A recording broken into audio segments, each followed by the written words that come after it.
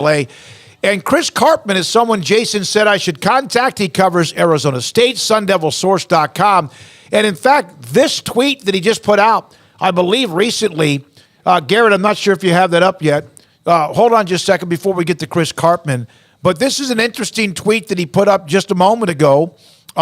Hearing more chatter in recent hours about ASU considering a leave for the Big 12 along with Arizona. It's being discussed more seriously than at any point. And there's more about the Big Ten and what they're considering too. Chris, thank you so much for your time today. Thanks for joining us, Paul, Catalina, and I'm David Smoak. So has it heated up? Do you feel like there's more of a needle that might be leaning towards the Big 12 for ASU, who's kind of been on maybe not so interested?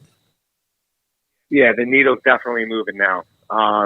Michael Crow has very long been ASU's president, an ardent supporter of the Pac-12. I think the presidents have been as much responsible as Larry Scott or any individual in what he spent the last, better part of 2 decades driving the conference into the ditch.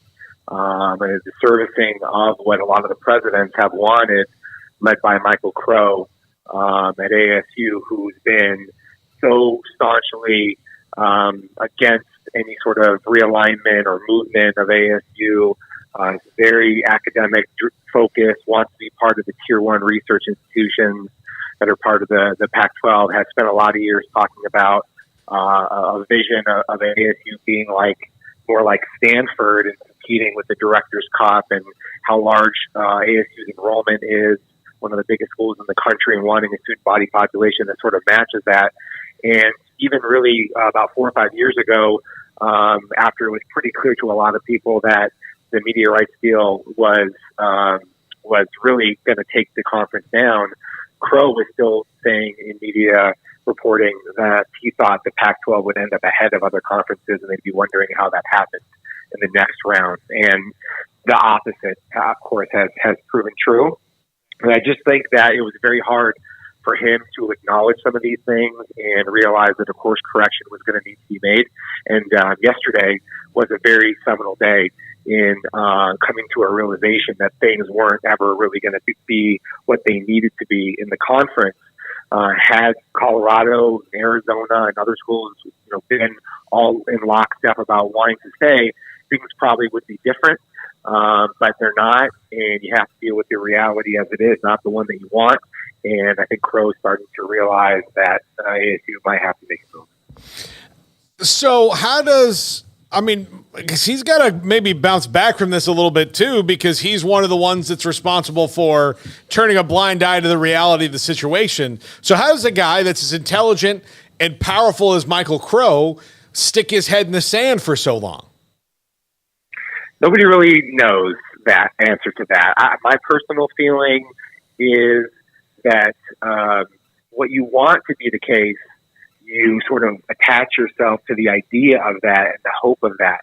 And it's more about aspirationally than it is about what is pragmatically viable. And I don't think that Crow has ever made athletics a priority to him. I think he's given a lot of lip service to athletics. It's more like, okay, let's hire new coaches that maybe fans can get behind. They've tried different sort of approaches with that in the past under his direction. I don't think that he realized the degree to which there was going to be additional realignment. He and Ray Anderson, ASU's athletic director, both said that they were caught off guard by USC and UCLA deciding to leave for the Big Ten. And really kind of ever since then, this tendency for them to be kind of myopic, especially Crow, has continued to show itself and be very revealing about them. But I just think that what they wanted to happen, they just were so attached to that, and then you get like a continuation bias to where you see things as you want it to be, and you keep going down this path that's not going to take you to anywhere successfully until you finally see the dead end at the end of the road. Chris Karpman with us, SunDevilSource.com, with us on Arizona State and what may be happening with them, where they are next, at least in 2024. What does it say then, Chris, that Crow, Robbins is kind of always trying to he's been kind of smart with what he said, always saying that, hey, I think we're going to be okay. But you could tell there was flirtation there. What does it say that Crow, who has been so adamant about the Pac-12 and what he wants ASU to be, would now be in the situation he is today?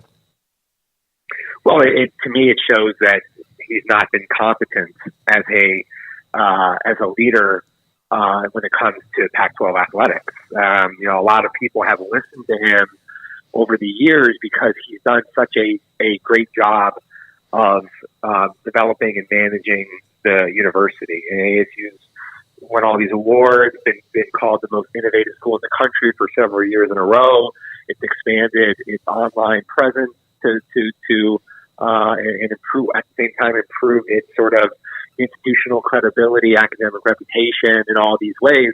And then what happens is that leads to you being given a lot of leeway with your perspective on athletics. But I don't think that people are great at everything. And you have to be willing to focus in on the areas that you are great in, and then empower leaders who you've hired who work underneath you to be able to trust that they're going to give you the right guidance on some of these areas. So the biggest flaw, look, I think that had the rest of the conference remained intact, and with the college football playoff expanding to 12, and with the top 6 conferences in the standings each getting an automatic bid to the CFP, that would have been a very viable thing for ASU because it would have had a chance to compete to be in that conversation a lot more. If, and this is a big caveat, the financial distribution number on the media rights deal wouldn't have been significantly lower than the Big 12. So let's say that the Pac-12 came in with the Pac-12 got 27 or 28 million compared to 32 million. Well, you might be able to justify that, but you can't justify 20 million or this incentive-based thing that you can't even budget around. And especially when that leaves your fan base feeling like they're, so disheartened by what's transpired that they're going to maybe check out, that you're not going to have NIL be robust at your school when that matters so much, and all these other factors. And I just think that the cumulative impact of realizing all these things together has made it a little bit more apparent to Michael Crow, even though it should have been there quite a long time ago. And he has shown a fatal inability to not be able to read the actual status of the other members of the conference, and also the media rights landscape. He's just been very myopic, and he has struggled to come to an understanding that I think a lot of other people already had about where things were going. He's not the only one, though. I mean, it was the, more or less the entire conference executive committee and the people on this board. Would you say that he had more of a voice than maybe a lot of the presidents did there? He had one of the bigger voices. They've had a lot of Pac-12 meetings here locally in the Phoenix, Scottsdale area over the years. And from what I've heard, Ray Anderson, Michael Crow have been some of the biggest talkers and the people who have really tried to sort of lead the Pac-12 through all of this stuff into a new era where things can sort of settle down. They believed, by all accounts, they believed that George Kliavkoff was going to come through with a lot of the blustery talk that he's presented at both of the last Pac-12 media days, and also many other sort of his comments that he's made. He sort of scoffed. I remember 2 years ago he scoffed at the Big 12 comments that were made by your Mark about being willing to take on Pac-12 teams, and so I just think that there's been so much bluster and so much posturing that's been out there from Pac-12 leadership, from Michael Crow and other presidents and chancellors like him that are in sort of the same camp, and they were just sort of hoping that they would be able to steward the conference through all of this, but they've been outplayed. I mean, the Big 12 moved ahead of them in the media rights negotiations to get a deal done. The lack of having that created a lot of instability, the inability of the Pac-12 to expand with San Diego State or these other teams because they have to pay such a huge amount of money. Then that doubles because they didn't accomplish it at the deadline that was needed. And there's been basically sort of a paralysis by analysis as they sort of walk their way all the way to the end of the line on this. I just with the Big Ten considering additional expansion into the West and Colorado being pushed in sort of a seemingly a take it or leave it sort of an opportunity because they made that move ahead of even just like less than a week ahead of Kliavkoff's presentation to the Pac-12 about what the media likes numbers were. They didn't even wait for that number, which is an indication to me that they were sort of told, "Hey, you got to do this now, or you might not have the opportunity later."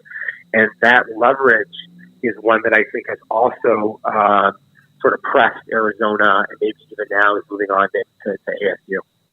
Do you know, or have you heard, because I've heard 20, I've heard 22 and a half. I even have somebody, Jim Williams, in fact, thinks it's in the mid-20s as far as million per school. Have you had any figures other than what we know might be incentives with subscription with Apple TV?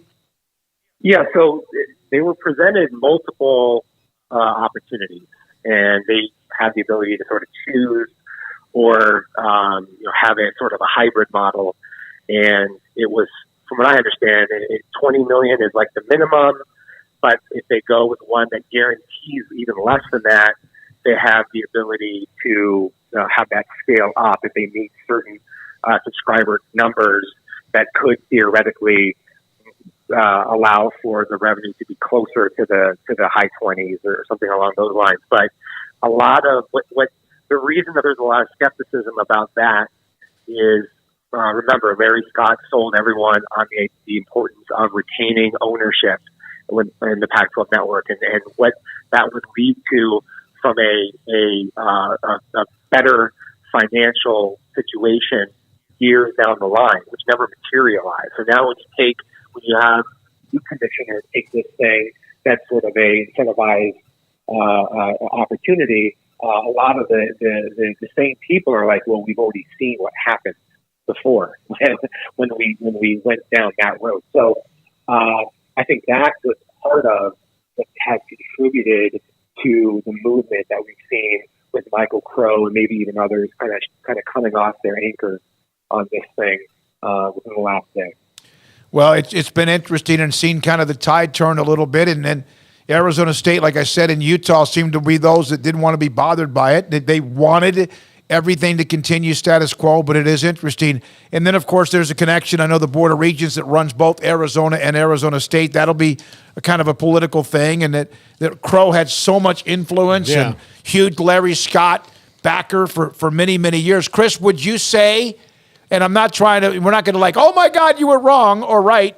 If you're right, damn right that we'll tell you everyone's you're right. Would you say by the time football season begins, let's say that first full weekend of the season is in September, that we'll know about Arizona and Arizona State in the Big 12? I think that we'll know if they're going to make that move by then, yes. Yeah. But I think it's not going to take another 4 weeks for us to get to some sort of a resolution on that. I really don't believe that. A lot of the talk you guys have seen, all of these media narratives about deadlines and when things are going to happen and all that stuff. And I never was reporting any of that because I think that you have to consider the source motivations. And a lot of what's been reported out there from Pac-12 perspectives or Big 12 perspectives or Colorado or Arizona or whatever, it's people who have goals and agendas trying to push those narratives through the media to affect what's going to end up happening. And there's never been a time prior to literally this week that I've heard a lot of the things that I've been hearing about ASU. So we're in now, I think, the 11th hour of this situation. I don't think it's going to take, a month or more longer to get to some sort of a conclusion on it. And things went from very strongly ASU wanting to stay in the Pac-12, just not even at the end of last week, to now, within the last several hours, okay, like there's a good chance that ASU is going to end up moving to the Big 12. You did good. Very well done, Chris. And I'm glad Jason sent me your number and we got you on the show. It'll be interesting to watch. I've always had kind of a fondness for Arizona State back when in the 60s. I know, believe me, I was old. I'm old. That's where I lived. We lived in Tempe. My dad got his master's from Arizona State. Charlie Taylor back in the day, right? Back in the old school stuff. Yeah. Frank Cush and Jake Plummer and that team. So I love their history. I've always thought that they're a sleeping giant, and at times they've kind of been able to wake up and like a dragon and do their thing, but it just seems like it's too far in between. But thanks for your time on the Sun Devils, and we'll stay in touch, okay? Sounds good. Anytime. Thank you. Chris Karpman, SunDevilSource.com. Yeah, I did. It did